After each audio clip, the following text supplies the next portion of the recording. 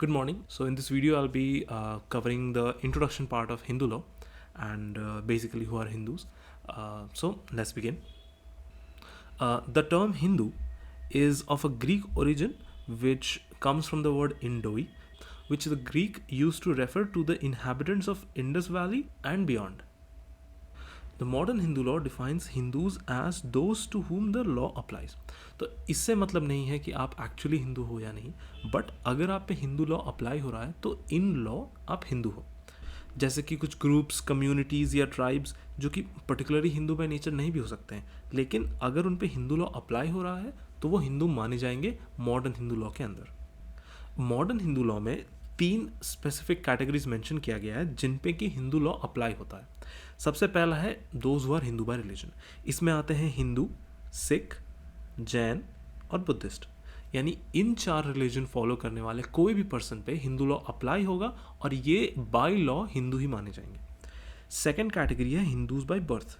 यानी वैसे लोग जिनके या तो एक पेरेंट या तो both parent Hindu by religion है. हिंदू बाय रिलीजन यहाँ पे कहने का मतलब या तो हिंदू या तो जैन या सिख या बुद्धिस्ट. इन चारों में से अगर कोई भी एक पेरेंट है तो उनका जो चाइल्ड होगा वो भी हिंदू बाय बर्थ होगा.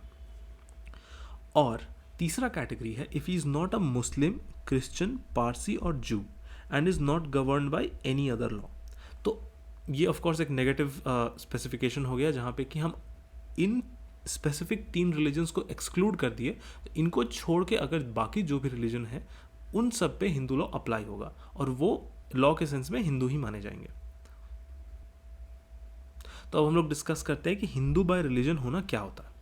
सबसे पहले हिंदू बाय रिलीजन को 2 पार्ट में डिवाइड किया गया. सबसे पहला है ओरिजिनली हिंदूज बाय रिलीजन और दूसरा है कन्वर्ट्स या रिकन्वर्ट्स टू हिंदू, जैन, सिख और बुद्धिस्ट. यहाँ नहीं होगा, बुद्धिस्ट यहाँ होगा. तो या तो वो ओरिजिनली हिंदू थे बाय बर्थ या फिर या तो कन्वर्ट हो गए इस्लाम से या कोई भी दूसरे रिलीजन से हिंदू में कन्वर्ट हुए, चाहे वो पर्टिकुलरली हिंदू हो, जैन हो, सिख या बुद्धिस्ट, किसी एक भी रिलीजन में, या फिर रिकन्वर्ट हुए यानी पहले हिंदू थे या फॉर एग्जांपल पहले मान लीजिए जैन थे, फिर कन्वर्ट हुए इस्लाम में, फिर कन्वर्ट हो गए सिख में. तो अब ये ऑल्दो सेम में नहीं हुए बट सिंस कि ये चारों कैटेगरी भी हिंदू ही माना जाता है लॉ के अंदर, तो जो ये रिकन्वर्ट होके आए हैं इनको भी हिंदू माना जाएगा. तो अब फॉलोअर्स ऑफ हिंदू रिलीजन किसको कहते हैं? तो any person who follows Hindu religion in any of its form or development either by practicing it or professing it is a Hindu. तो किसी भी फॉर्म या डेवलपमेंट में हिंदू रिलीजन ऑफ कोर्स बहुत साल पुराना है.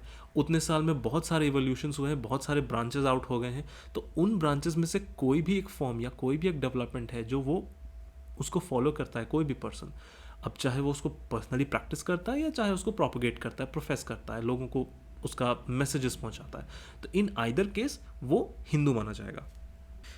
यहाँ पे एक इम्पॉर्टेंट केस है Shastri versus Muldas in the year of 1966. इस केस में जस्टिस गजेंद्र गढ़कर ने एक अटेम्प्ट किया था हिंदू टर्म को डिफाइन करने का इन अ रिलीजियस कॉन्टेक्स्ट. तो उनका कहना था कि ऑल्दो हिंदू रिलीजन में बहुत सारे फिलॉसफीज़ हैं, बहुत सारे स्कूल्स हैं डिफरेंट, लेकिन उनके पीछे जो बेसिक कॉन्सेप्ट्स है, जो बेसिक प्रिंसिपल्स है वो सेम ही है. और कुछ उन्होंने स्पेसिफिकली पेन डाउन किया जैसे acceptance of a world rhythm, fast periods of creation, cycles of maintenance and dissolution, reincarnation etcetera. ये कुछ बेसिक फंडामेंटल प्रिंसिपल्स हैं जो कि जितने भी डिफरेंट वर्जन्स हैं हिंदुइज्म के उन सभी में कॉमन है. किसी ना किसी फॉर्म में, किसी ना किसी में भी थोड़ा सा उनका समझने का तरीका चेंज हो गया होगा, बट इवेंचुअली जो कोर कॉन्सेप्ट है वो इन्हीं 4-5 जो कुछ है बेसिक, ये सभी में कॉमन पाया जाता है. और वो सारे सेक्ट्स या सारे सब डिविजन्स जिसमें इन सब कुछ डिफरेंट प्रिंसिपल्स को कॉमन पाया जाएगा वो भी हिंदू के ही कैटेगरी में आएंगे अंडर लॉ. दूसरा उन्होंने बोला कि acceptance of Vedas is highest authority in religious and philosophical matters. यानी वैसे जितने भी डिफरेंट रिलीजियस ग्रुप्स हैं, डिफरेंट सेक्ट्स हैं जो कि वेदा को सुप्रीम मानते हैं, वेदा को हाईएस्ट अथॉरिटी मानते हैं, अगर कोई भी रिलीजियस डिस्प्यूट होता है या कोई भी फिलोसफिकल मैटर है उसमें क्लैरिटी पाने के लिए अगर वो लोग वेदा को एज अ सोर्स यूज़ करते हैं तो वो भी हिंदू ही माने जाएंगे.